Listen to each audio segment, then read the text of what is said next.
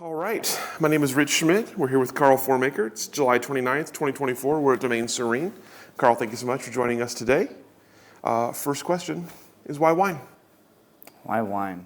The more I got into the wine business and wine industry, and I realized that I was born for it.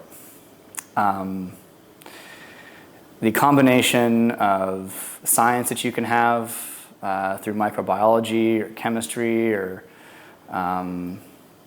stabilization, also the mystery about it. I love that, I have a formal education from UC Davis, but kind of the biggest lesson they taught us is that we only know so little about wine, and part of the magic and mystery of it can't be explained. And I think there's not many pieces of this world that can be so studied and not understand how it works. So then you have the art side of it, where you trust your instincts, you trust your sensory science, your history. And you can't, it just continually interests me in that every vintage teaches you something new.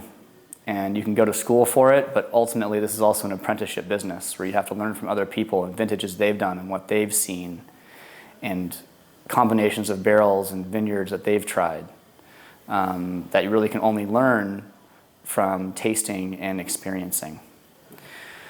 So the combination of those two, but then ultimately what I find the most fulfilling is the hospitality piece.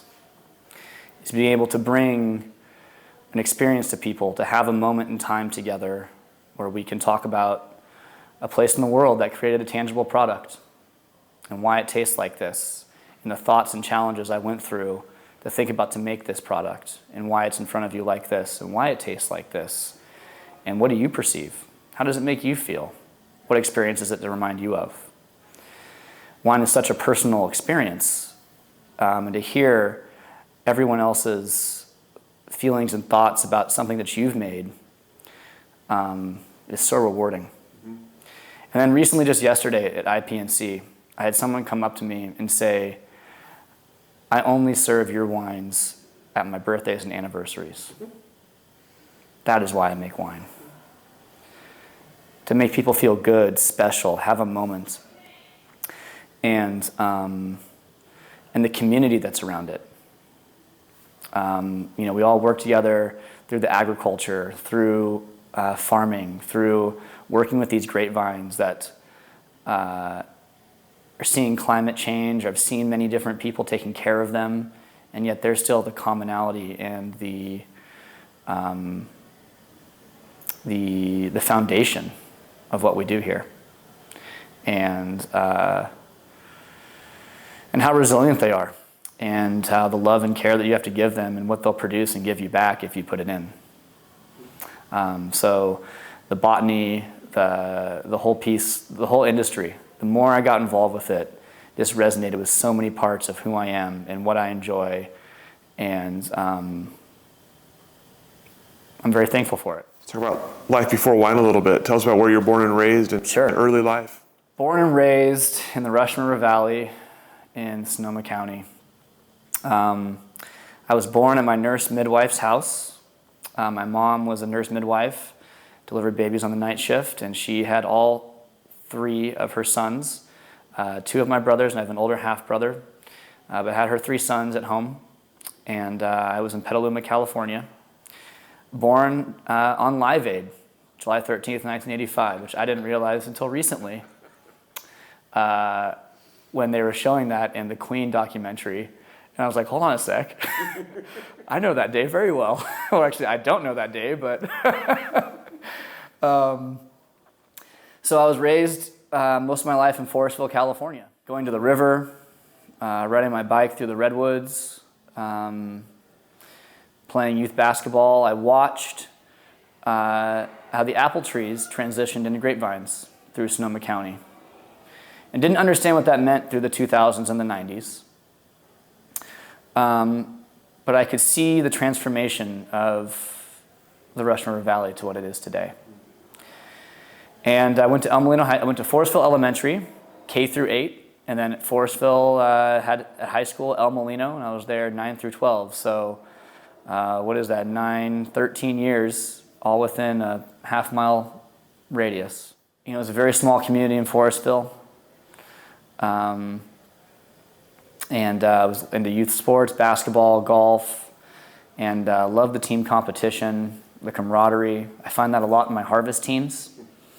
We have a team here that's coming together of 13 harvest interns, and I have a team of full-time of 9. So, you know, I was the point guard on my basketball team, and I kind of feel like I do the same thing here as I conduct, lead the plays, think ahead, identify challenges, different defenses that we get in the form of weather patterns, maybe.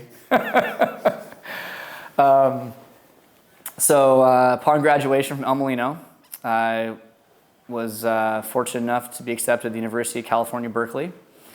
And I'll never forget when I decided I wanted to go there. I was 11 years old, and my older brother, Jesse, was going there for his major in history. And walking that campus, you could feel it. Probably the first time in my life I didn't realize until now that I trusted my intuition, if that's where I was supposed to go. And I worked my tail off for it. And arriving on campus, the pride that they have there of being from California, and a public school, and the type of education you receive, is palpable, and very proud to be a Golden Bear. Also introduced me to my love of plants.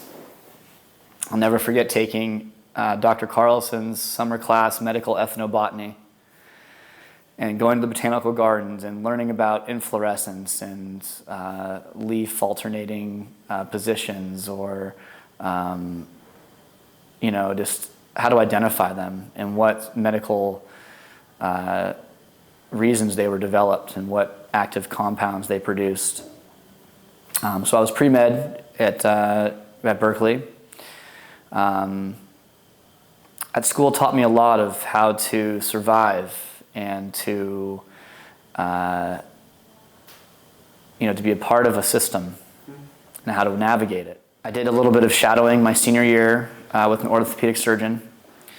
And I was, you know, into sports, so I was like, okay, orthopedics and carpentry for bones. What a world that was, scrubbing into surgeries and seeing that whole scene. And I loved the precision. I loved the, as well, a little bit of the art of putting together, taking apart something and putting something in someone and sewing it up and having it heal that quickly. So upon graduation, I was advised by a lot of people that I should work in the business before I go back to medical school. And also, you know, I'd spent 17 years in school. I was like, all right, I want to not be in school for a little bit. So I was fortunate enough to receive an offer from the University of California, San Francisco, to run clinical trials for the urologic oncology group with Dr. Eric Small and Dr. Charles Ryan. And Jennifer Kim gave me the opportunity, the lead clinical research coordinator. And that was when I first discovered how much I loved the patient-physician relationship. Having these patients who were terminal, understanding that their cancer wasn't going to go away, but still wanted to further the field, not give up, still come into the clinic with a smile. And I got to be the 22-year-old who was living in San Francisco best life and tell them about how much fun I was having being 22. And fortunately, I didn't have to give any of the bad news. I could just be the ray of sunlight that came in and made them forget about their disease for maybe 15 minutes. And I loved it. And I helped them coordinate their studies, images, and their labs to make sure that they were per protocol, because these were phase 1, phase 2, phase 3 drugs that, you know, a lot of regulation, reporting. So I didn't know all the protocols, what things needed to be reported, what couldn't, what didn't have to, or what bodies to report them to. A lot of data entry, you know, working with ancillary departments. So a lot of the project management skills that I possess today, working with vineyards, working with coopers, working with glass, working with cork, working with hospitality, working with marketing. I learned those early years in my 20s of how to balance many different pieces of a project and how to prioritize and how to communicate with them and understand this is going to take so long, I need to be this far ahead, and how to work your mind to run a project. I didn't realize would be such a valuable life skill. And during this time, I was getting into the restaurant scene. San Francisco is a wonderful dining scene, food and wine. And coming from Sonoma County, I had a lot of connections through wineries. And wine, my parents were not winemakers or wine growers, but probably the most important part of the wine business, they're wine consumers. Without them, I don't have a job. So I'm going to back up a little bit here. My first kind of exposure to wine was my dad, who on our way back from CYO basketball games would stop at Raffinelli and pick up his allocation. And Raffinelli was our celebration wine. Zinfandel, Cabernet, and still what incredible wines they produce. And always will be my celebration wine. Because wine has that soul, that feeling that makes you remember that nostalgia or tradition. And so I would take people back from San Francisco and we go wine tasting. And I take them to Dry Creek and I try these delicious Zinfandels, and they're jammy and fruity and so hedonistic, and just they made you just feel like it was so pleasurable to drink them. And that was my introduction to first kind of the wines that I got into. My California palate was born. And so I would take them to dinner. I would have people that would come out that would monitor my studies, and we'd go out to dinner, and I'd take California wines, and they would love them, and I would share that first part of wine, that first cultural piece of wine is meant to be shared. And then I started to get into, what are other regions tasting like? And I had this group of friends that were from Boston. He's now a thoracic oncology surgeon, Dr. Jeremy Sherab.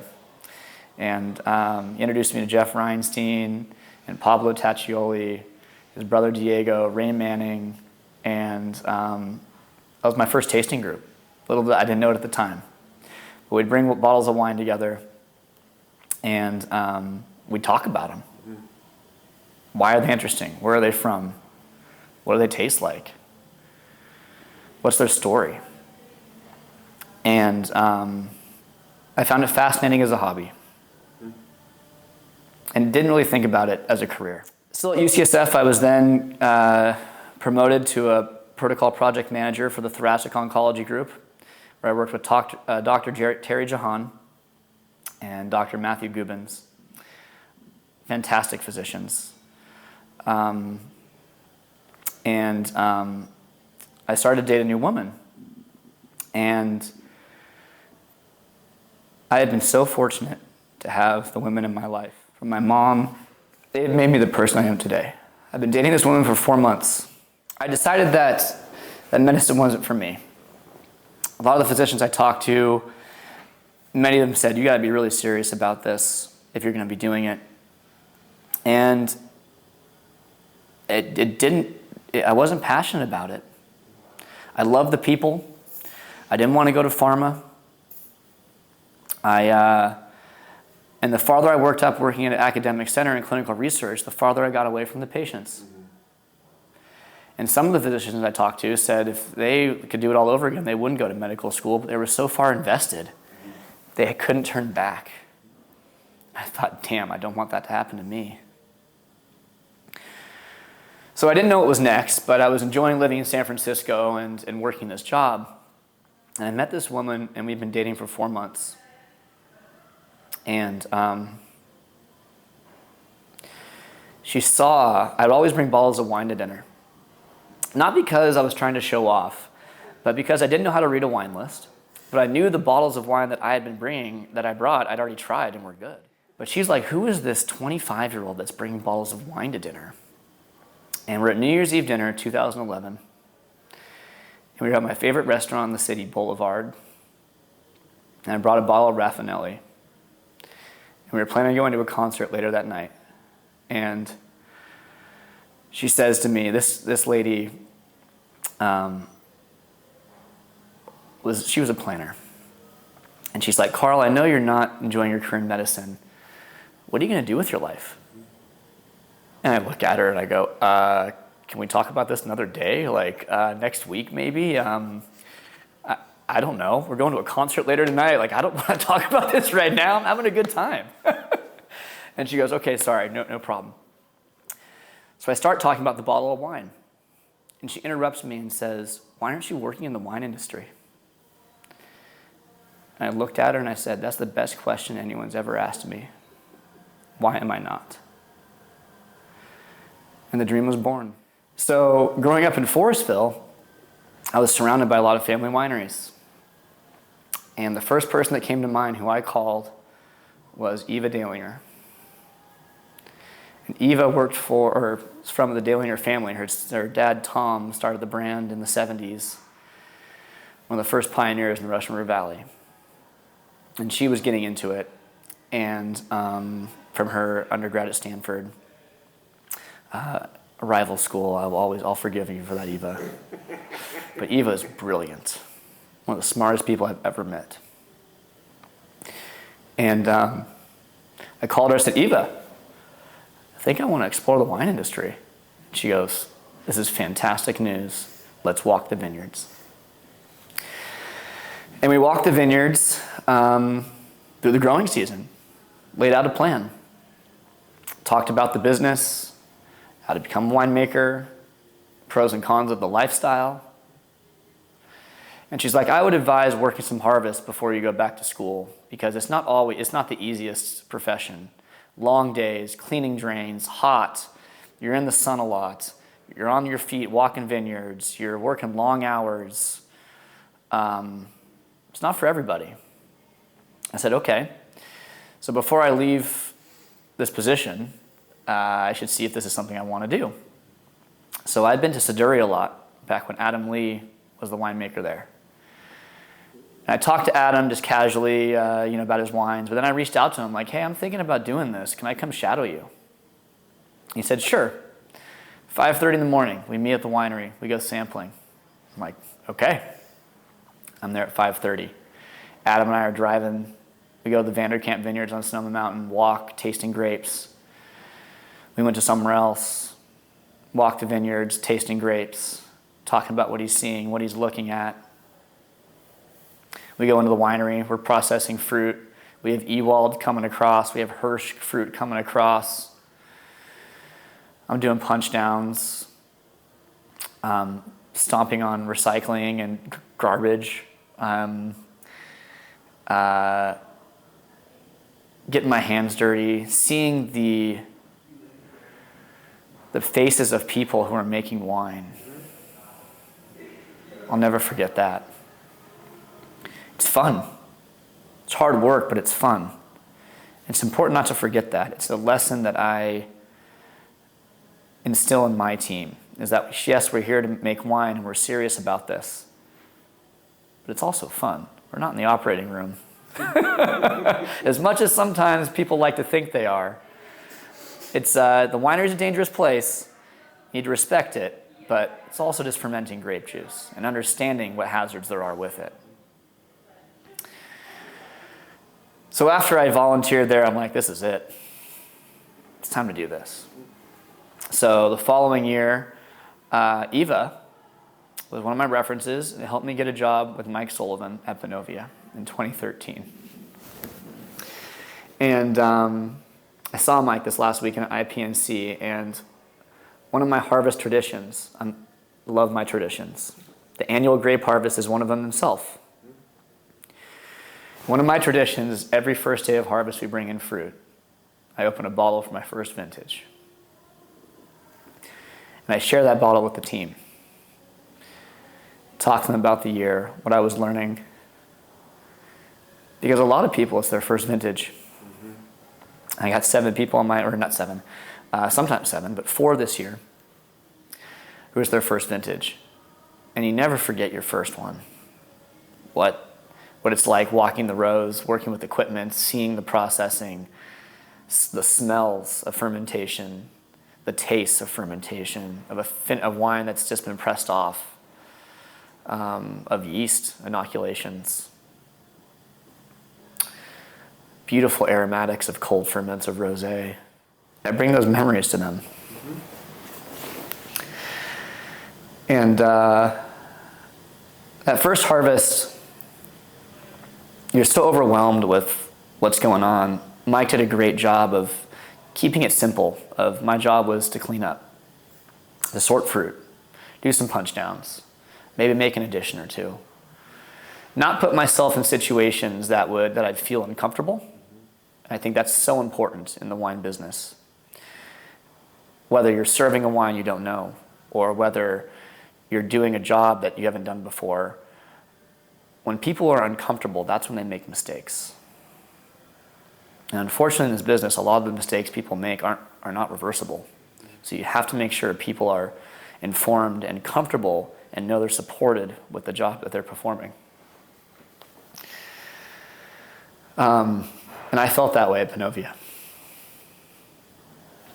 And during that time, I was applying to jobs in New Zealand because one of the, I'd say, draws was you can travel the world and do this. Let's explore. So I got an encyclopedia from Eva with a bunch of wineries in New Zealand and started just Googling them and finding an email address, an info line. Maybe there's a winemaker there with my resume and cover letter. And all it requires is one. And CJ Pass got back to me in Hastings, Hawke's Bay, New Zealand, with Kate Radburn. So I traveled to Hawke's Bay. It was incredible. That woman who birthed my dream, we got engaged on the way down to Hawke's Bay in the Cook Islands. And then we traveled the North Island of New Zealand. And how incredible. What a place in the world. Scuba diving at poor nights, going to the Bay of Islands, the Waitomo Caves, hiking the Tongariro Crossing, right through Mordor. Going to Blenheim, seeing the big houses down there, Sauvignon Blanc, going to Abel Tasman, Nelson. And along the way, the Kiwis are such great people. So warm. And then harvest hit. And fortunately, she was able to stay with me and work remotely. And I was working long hours, longer than Pannovia. First time I'd worked 6 days a week, 12 hours a day. And they had me doing much more advanced tasks. I was running presses back and forth, 2 different 60 hectoliter presses, multiple press loads a day, cleaning them. I was, doing pump overs, working the hopper, sending this place, did about 50,000 cases, all types of varieties. My first exposure to Sauvignon Blanc and Pinot Gris and Cabernet Franc and Merlot and Syrah and Chardonnay and Pinot Noir and all kinds of varieties, and seeing how they ferment them. And just the approach to working at a big place like that. And doing dig outs, sending the wine to the presses, the pumice, the must. But as well, like working a part of that team and knowing how integral you were to that team and dependable. Tasting all those wines, all those juice samples. Meeting the people from the other wineries that were out there traveling. Being an American. I was pretty proud of that. Maybe the pros and cons that come with it. Both. Definitely both. And that was the only international harvest I've ever done. And I'll never forget it. And at the end, going down to Otago, and having the team be like, oh, I'm not planning on going there, and saying, no, you're leaving a week early because you need to go to Otago. If you want to make Pinot, you need to go to Central Otago. So we went to Queenstown, And we went to Bannockburn, Cromwell, Gibston Valley. I just met the winemaker from Peregrine, who I visited down there. I visited their winery. I didn't meet her, but I met her at IPNC recently. Akarua, Burn Cottage, Mount Difficulty, Shard Farm, Amasfield, Felton Road. Showing up at Felton Road and having the wine spectator reviewer just be there the day before, and the assistant winemaker saying, I haven't tasted a lot of these wines, and having verticals of Cornish Point open and Block 4, and not knowing what I was tasting or what I was experiencing, and not even being able to differentiate vintage to vintage. But I realized, though, the consistency that brand had from vintage to vintage. Sure, embracing vintage variation, and maybe wasn't able to pick up the nuance, but the consistency of that brand to produce a wine like that every single year from that vineyard, and have the vineyard to produce a wine like that every single year, resonated with me. So that was the end of New Zealand. I haven't been back. One day I will. But during that time there, I received my acceptance to the University of California, Davis, to receive a master's degree. Because I wanted a graduate degree. I'm a student, always will be. A man of education. I like to teach on this side as a winemaker. One thing I didn't realize I was as a teacher. Every year I get new students that come in that are passionate, motivated, that want to learn. Every teacher's dream. And I get that every year. So I taught at Davis too. I taught, to pay my way through, I taught chemistry. Fortunately, I was able to teach the acid-base chemistry, which wine is just one weak acid solution.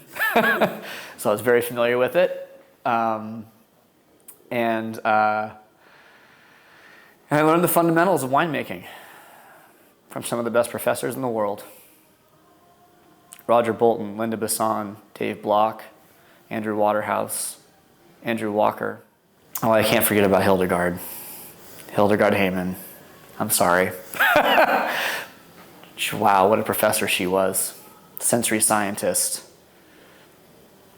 Taught me a lot of lessons about not only how to think about wine from a sensory point of view, but how to look at data. How to look at graphs when people are presenting you new technologies or new products, and to really have the right type of, to be skeptical and to look for the right type of statistics. Use that all the time. What a fantastic program. And for the first time in my life, I was studying something I really wanted to learn. How powerful is that? How motivating. I didn't want to do anything else besides learn about wine. And the grapevines, and how to identify the grapevines, and how to think about microbiology and the different microbes that are in there, how they interact, and at what time point through a wine's life would those microbes be present, and what risks are you taking on. Extremely, extremely motivating. And then tasting. The weekly group, the Vitus group.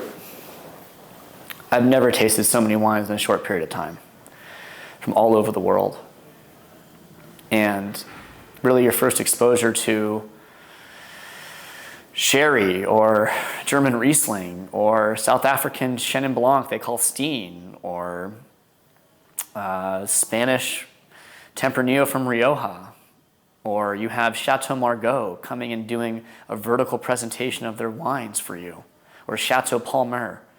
Or you have Diana Snowden coming back and pouring wines from Dujac. The level of alumni support also resonated with me. I knew I was going to get an education. I didn't recognize or understand until I got there the influence the alumni have and give back, and who has come through that program and who are leaders of the industry.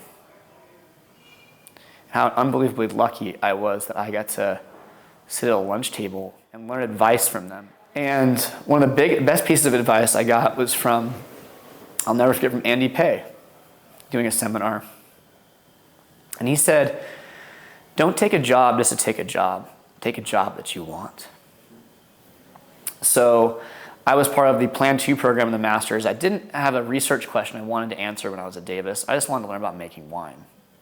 So I was in the Plan 2 portion where you got to work a harvest your first fall of your second year. And I was fortunate enough to work at Litterai in the Sonoma Coast with Ted Lemon and Daniel Estrin, the assistant winemaker. More about Daniel later. But that was the first time I worked somewhere and I saw the commitment to one's craft, the attention to detail, how important it was to put in the extra work for those details. And it was a lesson that I got later from Bob Cabral. You only get one shot to make wine. But I first recognized that with Ted Lemon. All the extra things that he would talk about or past vintages they did because that's what the vintage required of them. Really committing to that. And Ted taught me the 3 P's of winemaking. Preparation, precision, and the hardest one, patience. And you have to remind yourself that all the time as a winemaker. Stay out of the wine's way, stay patient. But you can't if you don't prepare, and if you're not precise with your measurements, with your actions of winemaking. Timeliness is everything. And the biodynamic farm was fun too. I got to be the poultry guy. One day the chickens weren't let out, and Ted came up to me and said, Carl, if the chickens and ducks aren't out when you show up, you let them out. And I got to put them away. I got to go to Anderson Valley and sample. And I learned about sampling with Ted and what he looks for. And while biodynamics may not be my future, I got to see that whatever fermentation protocol or farming method you have, committing to it and believing in it is the most important. We were walking a vineyard row, and there's a flower in the middle of the vineyard row. And Ted stops and he goes, Carl, this is why I believe in biodynamics. I'm like, okay. He goes, this vineyard hasn't seen water in months. And yet look at this flower. It's still flourishing. I was like, okay. And it gets back to believing in your practices, because you're putting those hours in, and if you're not believing in what you're doing, you might as well not be doing it. So upon graduation from Davis, oh, and how could I forget? Your classmates. Can't forget about your classmates. People that you go through that program with, they're with you the rest of your life. Jenna Gargrave, who's now the winemaker at Dumal. Jesse Giacomelli, who's now the winemaker for Beckstoffer Vineyards and starting his own brand at Copper Bear. Matthew Ward, who's the winemaker at Pride. Matthew McKeel, who's now at Continuum, their enologist. Caroline Davis, the assistant winemaker at Pisoni. There's many others in that program. Charlie Henshin, that I've spent a lot of time with. Philippe Venin. People that you, when you have problems, you ask, what did we learn again? What was that? You taste wine with them in a safe space to talk about industry trends, things you've heard, things you're seeing, where you can really open up and not worry about judgment. I'm so thankful for those people. And I wouldn't be here today if it wasn't for them as well. And you can send people their way for a tasting, and they open their doors and open their arms just like your family. So proud of all of them too. So after graduation, I worked at Markison Vineyards and Winery with Ryan O'Donnell. And and his wife Amanda, and Helen Turley and John Wetlaufer. And I wanted to see a brand that made wine from one vineyard and what was going on behind those doors. And to get into the mind of Helen and the farming of John. And what a nice juxtaposition going from Littori to Marcassin. Picking a little bit leaner earlier with Littori, more whole cluster, native fermentations, very Burgundian to Marcassin. All destemming. So precise in her winemaking as well. 100, one cooper, one toast, one vineyard. Such intention on both sides, but such different wines. And you could see the commonalities amongst the differences. And it was that approach to winemaking that I saw and really embodied. Was that no matter the style or no matter your philosophy, it was that commitment to your craft. And there was no days off at Marcassin. It was fast and furious, one vineyard. It's very small though, only like 60 tons. And we all pump overs and barrel fermentations for Chardonnay, and just also the attention to detail to make a wine at that type of a level requires it. And after that harvest, I got married to that woman who birthed my winemaking dream, changed my life. We were together for 12 years. 6 years married, 6 years dating. And while we went down different paths, I wouldn't be the man I am today without her. And after that time at Marcassin, I was like, all right, I gotta find a full-time job. It's time. And I was embodying Andy Pay's message.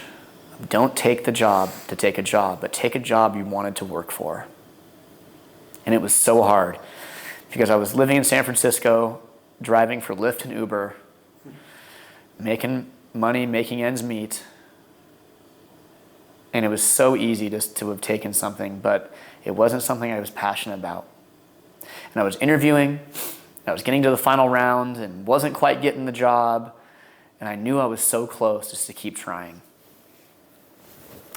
And then Three Sticks Wines in Sonoma was looking for an enologist. And I saw their program of single vineyard wines, Pinot and Chardonnay, small lot winemakers.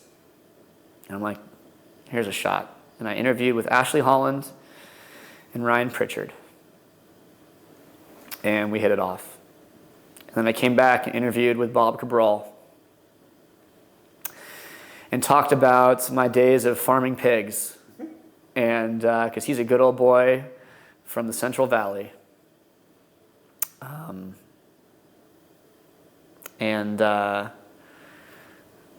We talked about his days at Williams-Sellium and the lessons I learned at Littori and Marcassin. I had a good reference. At Davis, Fred Dame came and talked to us. And I asked Fred if I could taste with his tasting group. Not because I wanted to be an advanced som or a master som, but I knew these people were serious about wines and developing their palate. And so he's like, sure. And so I go and I'm tasting. During this time, I'm looking for my full-time job. I'm tasting with Fred. Also, networking, for sure. Don't get me wrong. Fred's got quite a network of winemakers. And I'll never forget that first tasting. There's the reigning world champion bunch of advanced somms training for their master sommelier exam, and they're all going through the grid. And then at the end of it, we go around the table and we say what wines they are. And it gets to me and it's my turn, and I don't know the grid. And he goes, okay, we're all just gonna do a quick study, 3 minutes, write down some things, and then we're gonna, your tasting notes, and then we'll go around and see what the wine is. And it's going around the table and people are making their guesses, and it gets to me, and I go, you know, it's pretty ripe, very red fruit dominant. I'm sensing some American oak, but there's also this green note that I think is maybe a little bit of eucalyptus. I'm going to say I think this is Syrah from the Barossa Valley, 2017 vintage. And he looks at me and he goes, you got game. And he goes out and he pulls out the bottle and he goes, what do they call Syrah in Australia? And I'm like, Shiraz. And this woman leans over to me and goes, nice call. And in that moment, I realized I had a seat at that table. That felt so good. I came into their game and was able to play. And I kept doing tastings and learning, and that's when I learned about Melon de Bourgogne, Muscadet, which I eventually named my dog after. And I learned about what Pinotage tastes like. And I learned about just wines of the world, and continue to develop my palate. But then the time came that I was interviewing for Three Sticks. And I told Fred that I was interviewing with Bob Cabral, and he goes, oh, Bob and I go way back. So sure enough, Bob reached out to Fred.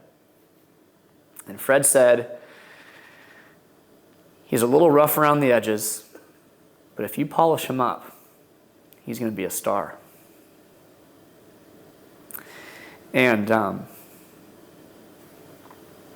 got the call from Three Sticks. They offered me the job. I was so elated they took a chance on me. And later that day, I was going to a Southern wine tasting. And I run into Fred. And that same day, I got the offer. And Fred goes, you get the job? And I'm like, yep. He goes, bet you did. And I was like, why? He goes, you better not mess this up. And I go, I won't, Fred. I won't mess it up. Later on, a year into the job, we signed a bottle for him, and Ryan goes, he didn't mess it up. And we gifted it to him. So thank you, Fred. And at Three Sticks, well, I learned about philosophy and approach to winemaking from my Harvest internships. Harvest is incredibly important. It's the foundation. It's the birth of wine. But I learned the nuts and bolts of winemaking at Three Sticks. How to think about a wine, how it tastes now, how it's going to taste in the future, what tools you can use when you taste something that you want to employ, that I learned at Davis as well, but then how to use those tools to make the wine show something different, or to, if it has something that you don't want it to see, to kind of put it back on the rails, or tools you can use in barrels and coopers to highlight a certain piece of a vineyard, or winemaking methods you can do to really accentuate flavors, or just how to use your winemaking tools year-round, and the importance of temperature. From grape picking, to fermentation, to malolactic conversion, to aging, to serving your wine. Temperature is the only thing we really can control in winemaking. And you can ask my team, I love to control it and commit to it because I know how important it is. Slowing chemical reactions, keeping yeast happy, keeping bacteria happy, making a wine seem pleasurable when it's being served. No one likes hot wine.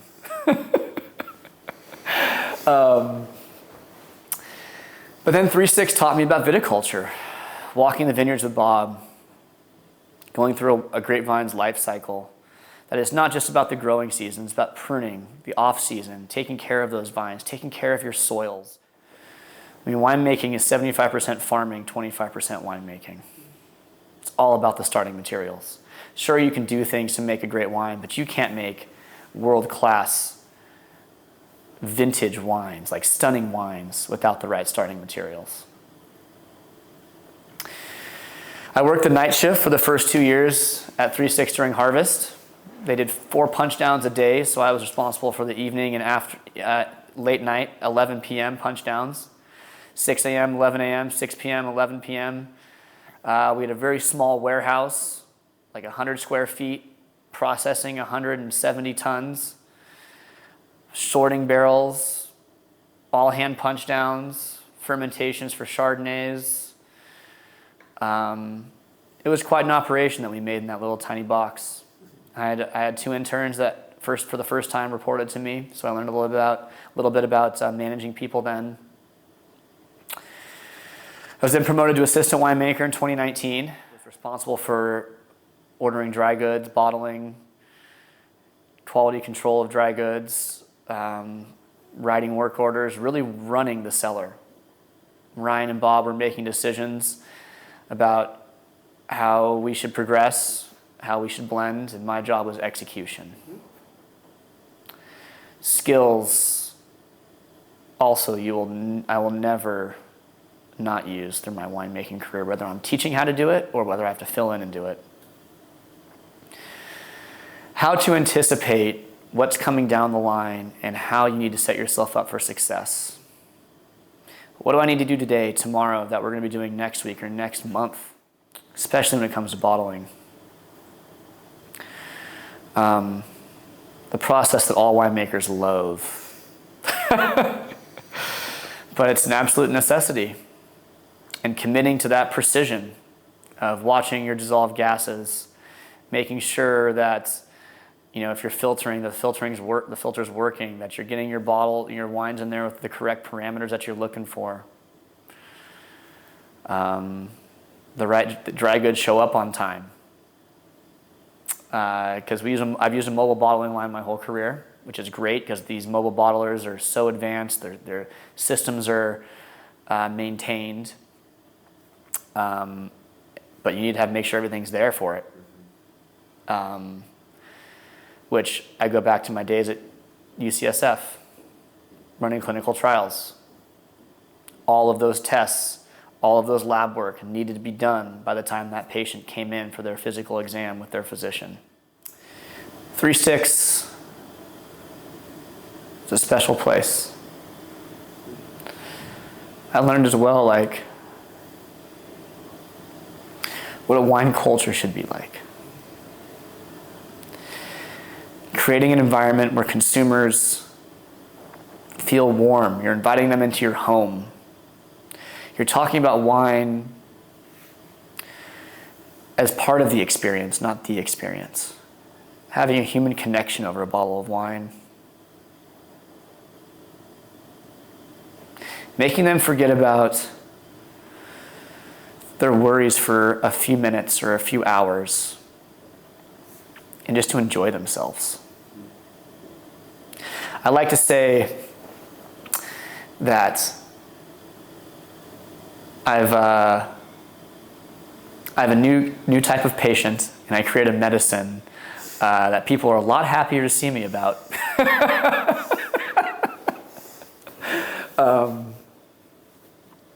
And bringing that positive energy to a tasting,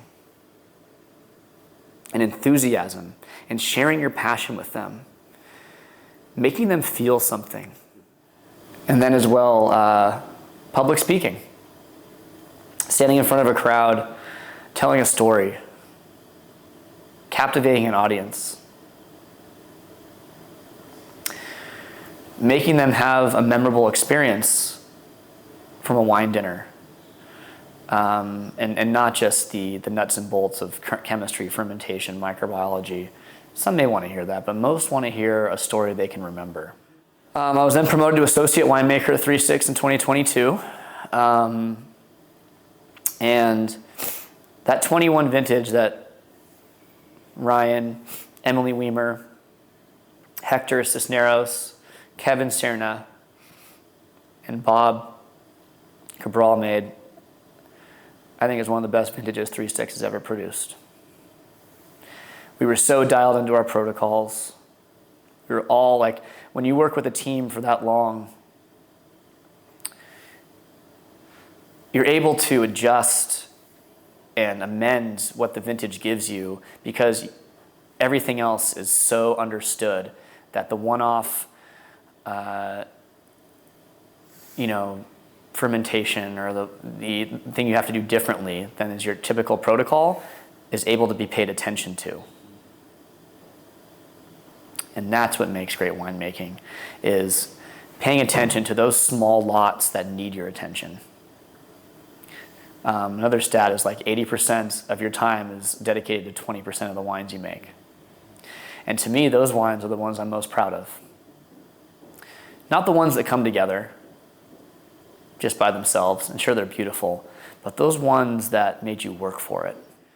So the time came where I was looking for the next challenge. I really liked working for Ryan, but it was time for me to start making those winemaking decisions, to start learning from my own mistakes. Because in winemaking, when you're tasting with someone, and that's why I worked so well with Ryan, is we agreed on a lot of things. But sometimes he wanted to go one direction, I wanted to go the other. And we went with his, and I understood that he was the winemaker. But we didn't get to see that other direction and that creativity or that idea I had. And I missed that. And don't get me wrong, they both could have made great wines, but it was more just for my own education as a winemaker through my career. So I was looking for the next winemaker job, and Domaine Serene was looking for a winemaker in spring of 2023.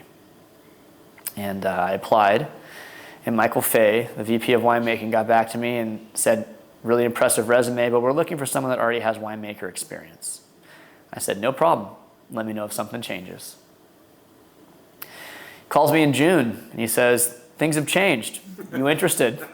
And I said, yeah, let's talk. I talked to Rusty Field, the CEO, and I'll never forget when I was talking with Rusty. And I said, all right, Rusty, I told my story. How did you become the CEO of a winery? And he goes, Carl, some people are born to make wine. Some people are born to play sports. Some people are born to be engineers. Some people are born, to be physicians. I was born to be a leader.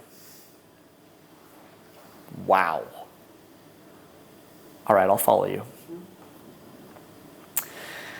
And Rusty, the more I've gotten to know him over this last year, is everything you embody in a leader.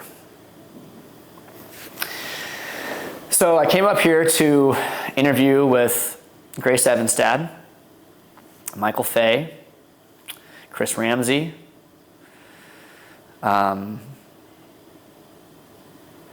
I jumped right into the interview, tasting through their wines, blind, but something I wasn't intimidated by. Taste blind wines all the time. It's the best way to taste wine. If you're trying to be purely objective. Don't always do that in the cellar because you need to know what's going on with your wines. You can remove bias, but can't remove bias, but you need to know. But anyway, blind tasting in this interview. And I'm going through saying, I think this is this type of wine, this % oak, single vineyard versus appellation blend. And going, I think this wine's this old. Michael helped me out a little bit, but for the most part, tasted my way through those wines pretty well. I was proud of my performance. And met the team. And great production team. And I went back home. I was dating a woman last year. Long distance. Didn't work out in the end. But she came into my life to deliver this message. I'm like, oh man, this place. It has beautiful facilities, world-class vineyards, incredible wines. I've met the CEO, I've met the winemaker who I'd worked for. but I'm a California winemaker. It's in Oregon. And she says, Carl, sometimes the wind blows us in the least likely of directions. And the things that scare us most in life are typically the things we should run to. And I looked at her and I said, I got to take this job. And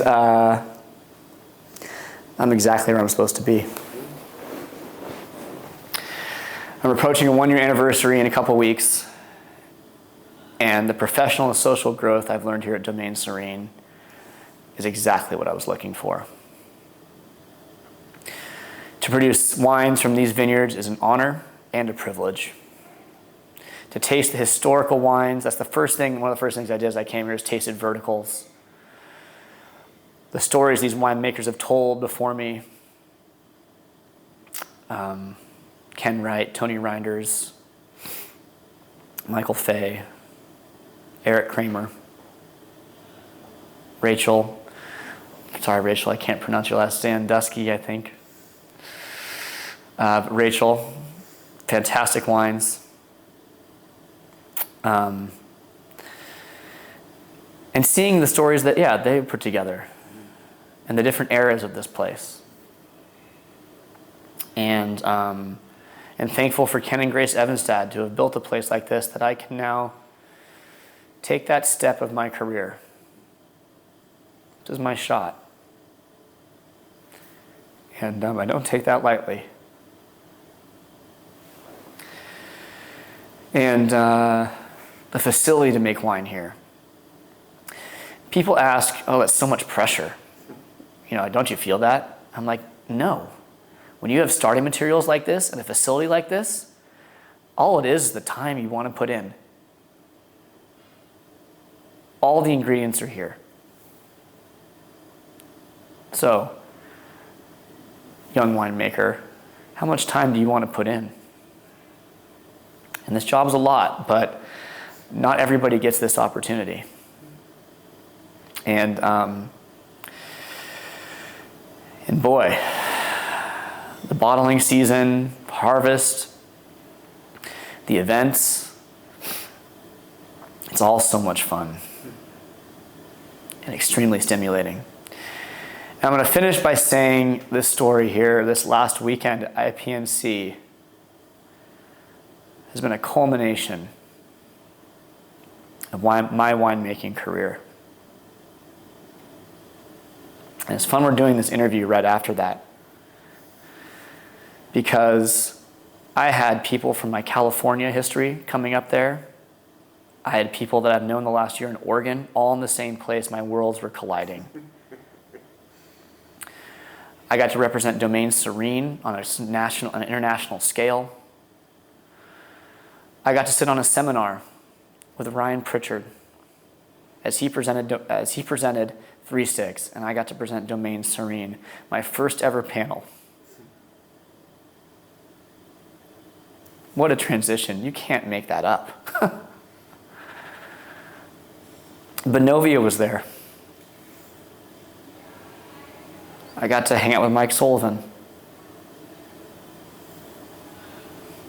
in my new position. And then to finish it off, on Sunday yesterday, I got to carry the Oregon flag. And how important that was and what an honor that was as a new member of this society. They picked me to carry that flag. Let's talk about Pinot for a second and why Pinot Noir was important to you. You mentioned it before Oregon, before any of that, Pinot Noir was something important to you. So why was Pinot exciting to you amid all the other things you were being exposed to? First and foremost, Pinot Noir was exciting to me because it represented where I was from, where I grew up in Forestville, California. It was what we grew, just like any other crop that people grow. Hazelnuts in the Willamette Valley, or they hunt for truffles in Piedmonte, or they grow oranges down in Florida. Russian River Valley can grow a lot of things. It's extremely fertile. But we grow very well world-class Pinot Noir and Chardonnay, among other things. Don't get me wrong. There's others, Zinfandel, Cabernet. I mean, Sonoma County has Dry Creek, Alexander Valley, Carneros, but in Russian River and Forestville, I felt that Pinot Noir, I could take it anywhere in the world. You can't do that with many things in this world. And how lucky I was that I got to do that. I was so proud of it. And then the more I got involved in making it,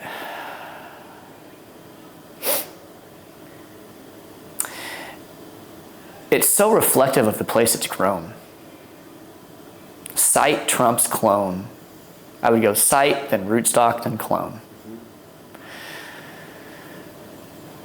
And then as well, there's so many winemaking decisions that come after that, of someone's expression and interpretation and artistic direction they want to take Pinot Noir, and it shows it throughout. Very similar to Chardonnay. But Pinot Noir has the skins that kind of level the playing field a little bit, fermenting things on skins. Everyone has to do it. Not necessarily. We make a white Pinot, I take that back, or Cor Blanc. But for the most part, if you're making Pinot Noir, you're fermenting it on the skins. How long you want to leave it on the skins is up to you. Do you want to use knee-hole cluster? Do you want to do native fermentations? Do you want to inoculate? Do you want to punch down? Do you want to pump over? How hot do you want your fermentation? What type of coopers do you want to put on it? When you're looking at the vineyard, what type of clones do you want to use? Do you need to open up your canopy? What's your row orientation? Pinot it's such a commitment as well, farming. It is such a fickle variety that can't be done without your full commitment to it. It's thin-skinned, temperamental, tight clusters, easy can get disease, botrytis, powdery mildew, can sunburn. Most of it's hand harvested. I think the best is hand harvested. Such a coddled grape variety that, if done correctly, can be transformative, can be just can take you away.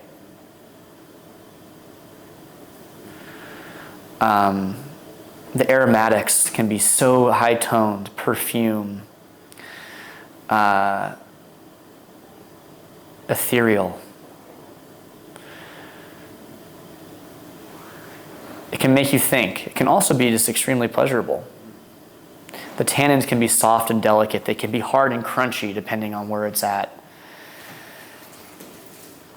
It can go through the ebbs and flows of its aging process and produce aromas that you can't smell in anything else in the world that you smell in Pinot Noir.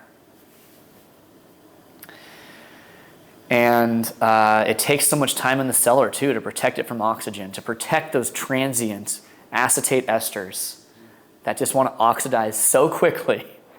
But those are the ones that, for me, in my winemaking style, I want to capture. To me, aromatics are the most important. It's not your first impression. Color is, technically. But I think it's most people's first impression of a wine are the aromatics. And really influences and also biases you to how it's going to taste. And pretty much your taste, you want to back up those initial impressions. And then now working up here in Oregon, learning these new clones, similar clones, but a different place and grown, and also different bud material. I mean, now that these clones have been planted all over the world, there's still different varying nurseries that they're pulled from. And these vines have been around for Domaine Serene for sometimes, 30 years, 25 years. That's something that I've never really worked with until I got here. And what an older vine can bring to the table as far as complexity and not just fruit-forward kind of fruit that tastes good, but also some savory tones, some earthiness, or some more complexity that just is inherently in the fruit.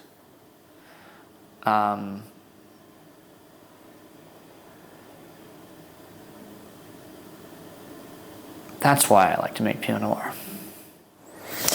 So you talked about being a California winemaker, obviously California born, California educated, California employed. Tell me about your impressions of Oregon before coming here, before applying for anything here. What were your impressions of Oregon wine? What did you know about it? What did you think about it? Sure. Beautiful wines. I mean, being a part of the business and a winemaker, you're so biased because of how focused you are in the industry. So I was very familiar with the Willamette Valley wines. Maggie Harrison and Tika Terra, I met her in 2019. Tony Soder were kind of the first wines I really tried. Shea Vineyards. I hadn't tried much Domaine Serene. Archery Summit. I tried some of them before I came up here. Those were kind of the wines I first had an impression of, and I saw quality. I saw that, I mean, honestly didn't know much more about the area. I'd never worked a harvest up here. I knew that people had worked harvests up here, said Oregon was great. Some people that have worked at Shea, at Soder, those wineries, so I had tasted those wines. But they're like, Oregon's beautiful.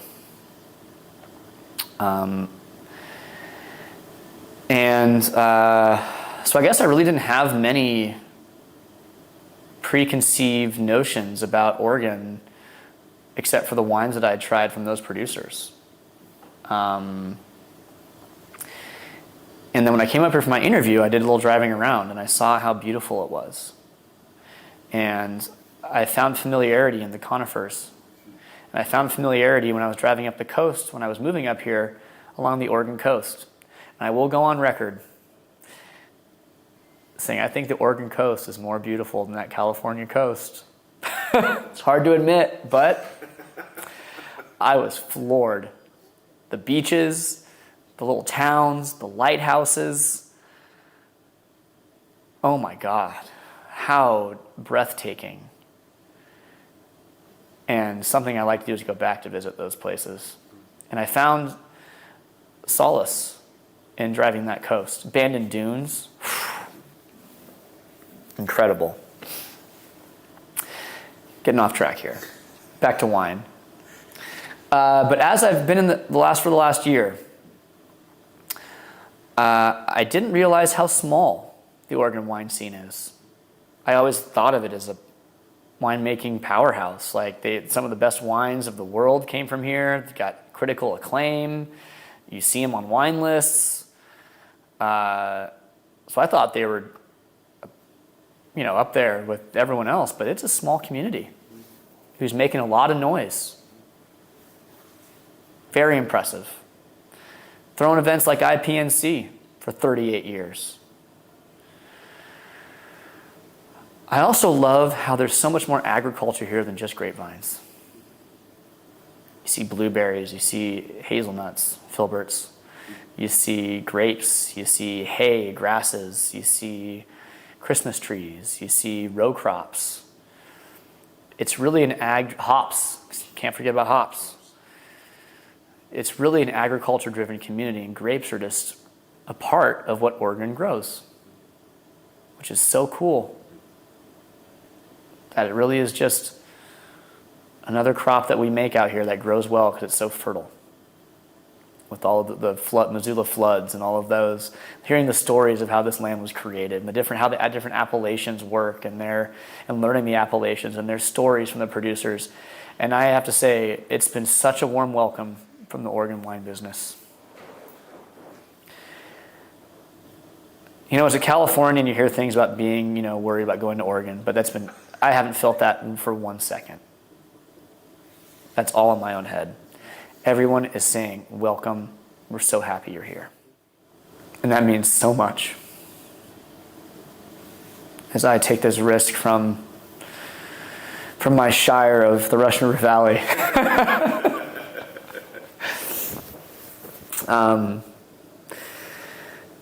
To starting to make this place feel like home.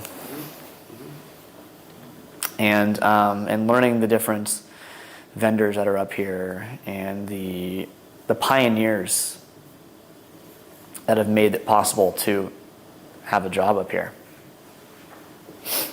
That took a risk on planting grapevines in the ground.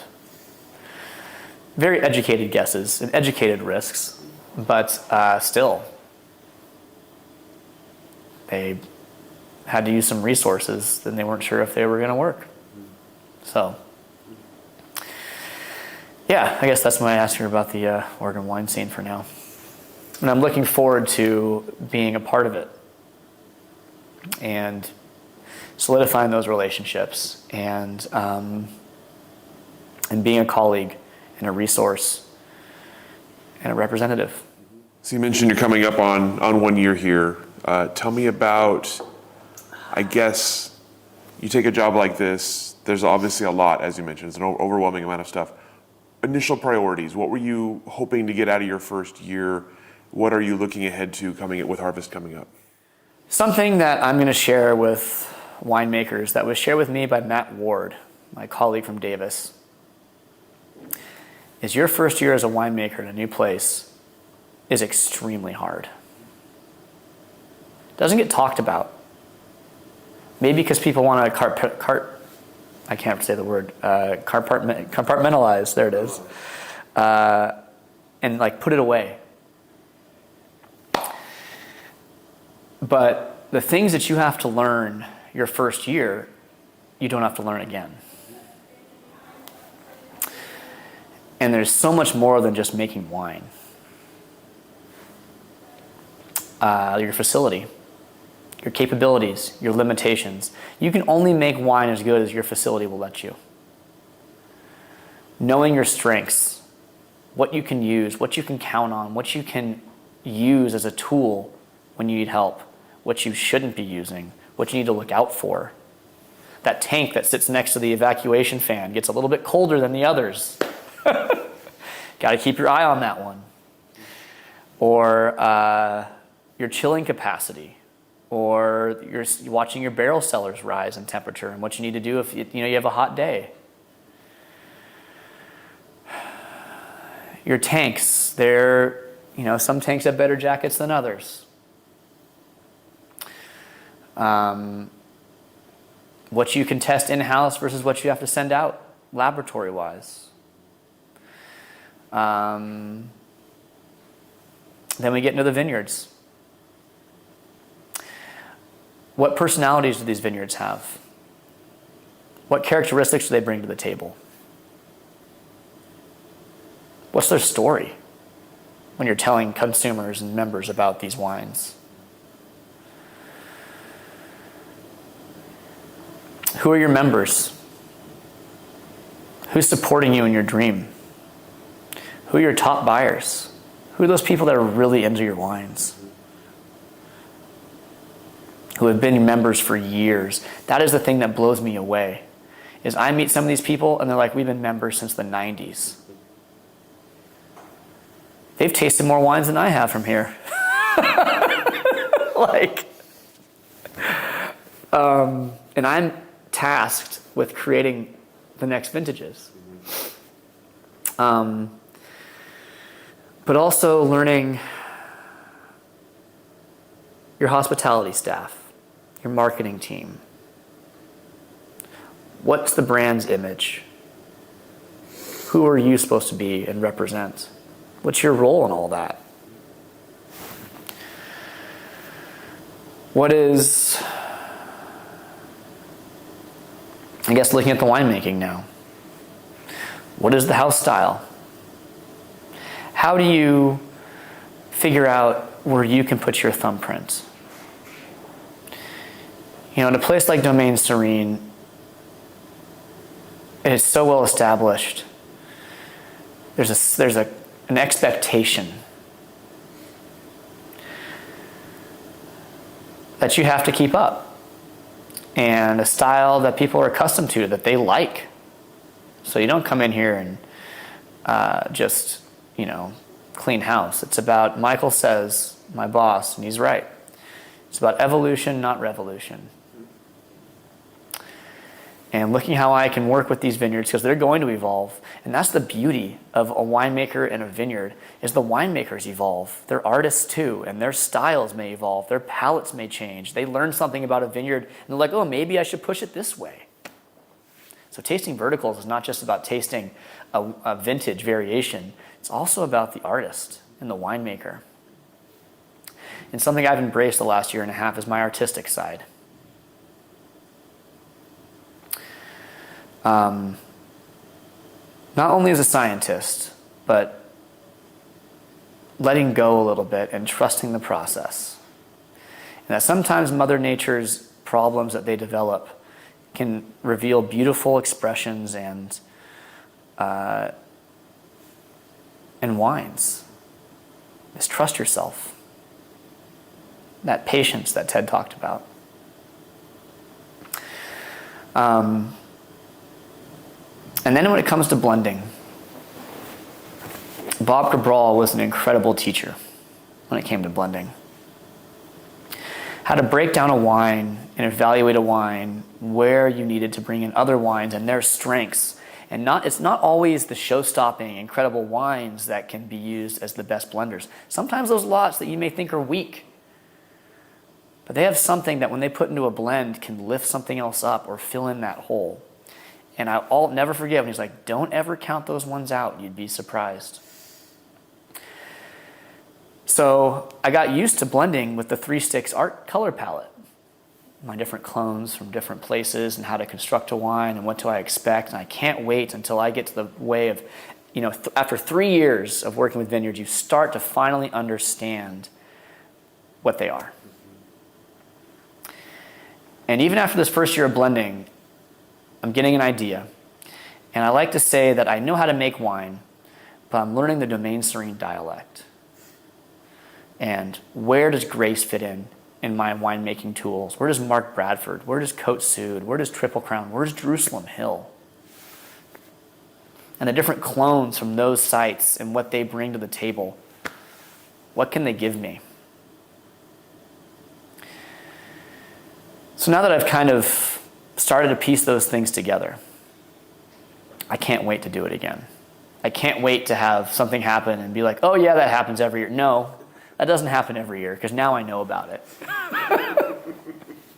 That's not going to happen this year. Or, and then sit at the blending table for my first vintage of 23, my first grape to bottle vintage, and what I can call on to blend with and evaluate those lots.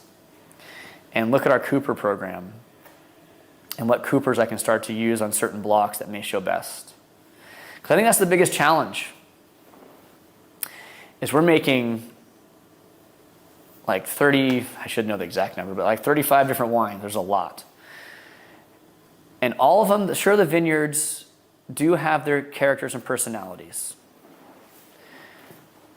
but they're all grown pretty much from the same place, the same Evanstad estate. Sure, there's the Winery Hill, there's Triple Crown, Cote Sud, but they're all Dundee Hills, and Dundee Hills definitely has a style and a signature. So how do you differentiate those different vineyards from each other and kind of make and lean into what they're trying to tell? That is, I think, what my goal and my challenge is going to be here, is people want to try and hear a different story of those different vineyards, and they have it. But as a winemaker, helping those vineyards tell their story. And many vintages, they'll do it themselves, but that's not always the case. As we need to be real and answer, like, that's just not how real life winemaking works. It's more romantic to say that the vineyards make their wines, but that doesn't happen every year. So helping them. And ultimately, we want to make a wine that's pleasurable. Like, that's my goals. I'm trying to make the best wine that I can from these vineyards. Still tell their story. But hopefully that goes hand in hand with it being a desirable product that people want to age and lay down.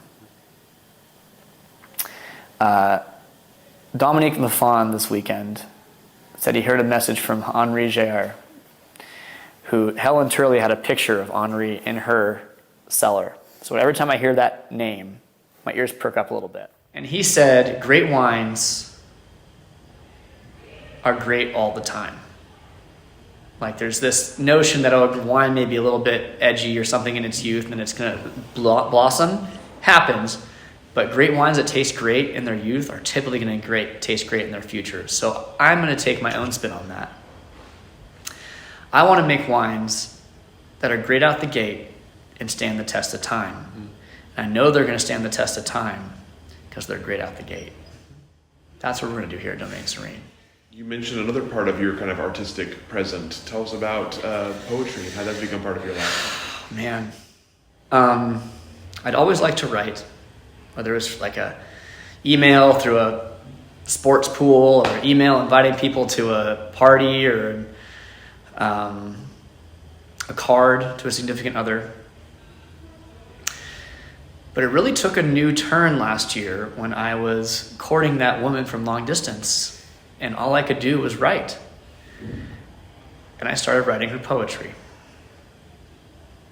Mostly storytelling. And that's when she said, Carl, you're an artist. I'm like, what? No, I'm not. I'm a scientist. Like I've tried drawing, I've tried doing this. And she goes, no. The way you interact with the world and the way you think about the world, you are extremely artistic. And she gave me Rick Rubin's book, The Creative Act. Changed my life in two ways, mostly. I'm going to reread it again. But the first thing that resonated with me was Rick says a true artist, when they're inspired, they lean into that inspiration and they don't stop until it's gone. And unfortunately, I have other responsibilities in my life that I'm not able to do that and like hole myself up for days just creating art. But how I've interpreted that is when I get ideas or I think of something or a quote or a poem or something that just inspires me, I write it down. I never used to. I was like, oh, I'll think of it later. And I would always forget. But now I have this little device in my pocket and my notes are just all of these ideas that I have. And I go back and reference. And then I'll sit there and commit to them and write. Kind of being that inspiration. But when you see things in nature, or you encounter someone that says something, or a musical lyric, or you taste something, and it resonates with you, focus on it. Why? Why is this resonating with me right now? Trusting your intuition and following your omens. That's a big part of it. And I've been doing a lot of that this last year and a half.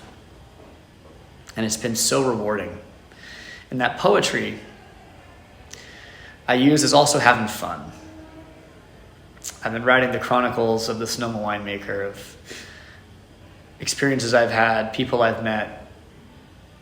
And it's amazing what inspirational feelings can come from love, heartbreak, frustration, being uncomfortable, and not being afraid of them. And seeing what words come to your mind when you're feeling those ways. And it made me realize how some of the best musical artists and lyrics have come from people feeling those times. And when they feel that way, they don't shy away from it. They lean into it and write and create. Not saying that my artistic side of blending, I want to feel that way. But my outlet is writing. And one thing I did this year, which is fun, which I don't know if I'm going to do again, is during bottling, I would write my mullet emails, where in the beginning, I'd write a summary of what we did during the day, what SKUs we bottled, how many cases. That'd be the business in the front. Business in the front. And then party in the back, I'd write a poem. And people loved it. Like, just telling a story about what happened during the day. And being a little whimsical. And for me, it was that moment of bottling stress. I could sit there at the end of the day, write my summary, and take an hour and a half to relax and write something and reflect. and have fun. And it took the stress of bottling away a little bit. And I hope it did for other people too. And then the camaraderie that came around it. If I couldn't write a poem, my coworkers would write a poem. And how honored was I that they were playing with me like that, just meeting me there. And I really felt that kind of love here at Domaine Serene, of them loving me for me being myself. That I can do creative things and stand up there at a dinner and give a poetic speech, showing my passion to my members, our members, people I'm making wine for, and having fun. Because if you're not having fun, then what are we doing here? And also, if it's not arguing with inspiration, it's coming to you for a reason. So we'll see what the poetic, and now I'm going to start doing that with my letters for my releases. Write a poem, tell a story. That's all we're doing, is telling stories. Love it. Last question for you. You've talked a little bit kind of near future, obviously this coming year, and tell me about other goals for the future. What have you not done that you want to do yet? What are maybe other aspirations you have for your wine future? I really don't have any long-term goals. Right now, I'm worried about what I'm doing today, what I'm doing this next year, what I'm doing to make the best wine that I can, living in the moment. I put trust in this industry, in this business, that another woman told me, actually the same one who advised me about following my omens. She's like, she was a feather that just floated through life and ended up where she knew she was going to end up where she's supposed to be. I feel the same way with my wine career. That let the wind take me where it's supposed to. I see myself here at Domaine Serene for a good amount of time. Like, this is an opportunity to really set my career. The opportunity of the vineyards I work with, the facility, the people here, it's not something to be taken for granted. And I hope I can be here for a good amount of time. And then when people are tasting verticals of Carl's era, they can tell a story. And who knows where I'll be after that. And I'm not worried about it right now. All I want to do is keep making wine and sharing experiences with people and sharing those experiences and sharing positive, fun moments with people. That's it. Those are the types of moments I live for. Fantastic. All the questions that I have for you. Anything I didn't ask that I should have? Anything we didn't cover today that you'd like to cover? I think I need to mention my parents. So supportive through my whole life. Sacrificing maybe some of their own lives, definitely, so that I could find my passion, have the mind to be open to changing careers. My dad changed his career from family law to becoming a marriage family therapist. My mom changed her career from being a nurse practitioner, nurse midwife, to then getting her teaching credential and becoming a school nurse. Showing that pathway of being able to not get stuck into something. If you want to change your mind, you can always change your mind. And allowing that freedom. Showing what it was required to put in hard work and be to commitment to something. I'll never forget playing youth sports and me not wanting to go to a practice. And my dad saying, no, you committed to this. You're going to practice. And that level of commitment, that when you sign up for something, you're only as good as your word. And when I commit to something, I'm committed. Thanks to the example my dad showed me. And then as well, introducing the world of wine to me. They may not be the most educated consumers, bless their hearts, but they do know what they like. They know what they like, and to me, that's the most important part of a consumer, is knowing what you like. Any of the other stuff doesn't matter. You find a wine that resonates with you and you know what you like, enjoy it. all the other stuff doesn't matter unless you want it to. And we can all get so caught up in nuances and philosophies and this and that and where it comes from, but in the end of the day, life is too short to drink things you don't like. Fantastic. Thank you so much. Thank you.